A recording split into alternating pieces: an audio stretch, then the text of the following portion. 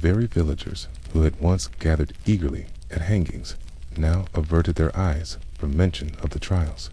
Salem's jails remained crowded with accused witches, but the town's bloodthirst had waned considerably. Respected community pillars began appearing on accusation lists alongside the marginalized. The absurdity of the proceedings became impossible to ignore. The scales fell from Salem's eyes as they surveyed the fresh graves of neighbors whose only crime had been vulnerability or nonconformity.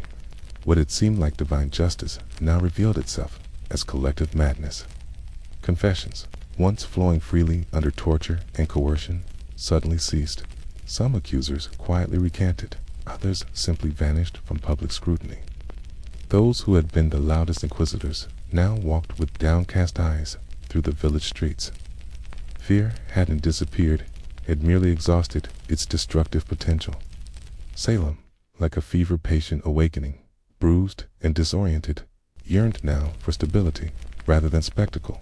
By late 1692, the judicial apparatus that had engineered the hysteria began crumbling under the weight of its own grotesque contradictions.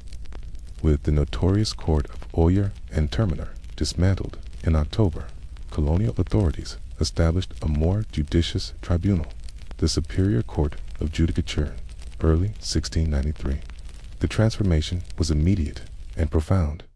Spectral evidence, once the cornerstone of witch trials, was categorically rejected, and judges approached accusations with newfound skepticism that would have saved countless lives had it existed months earlier. The effects were dramatic and immediate. Conviction rates plummeted as reason reasserted itself in Salem's courtrooms. Of the 56 cases brought before this newly constituted court, most defendants walked free. Even those who had previously confessed now retracted their statements, revealing how fear, physical torment, and psychological pressure had extracted false testimony. The once mesmerizing fits and visions of the afflicted girls now fell flat before more discerning judicial eyes. Perhaps nothing illustrated the trials unraveling more clearly than the case of Reverend Samuel Willard.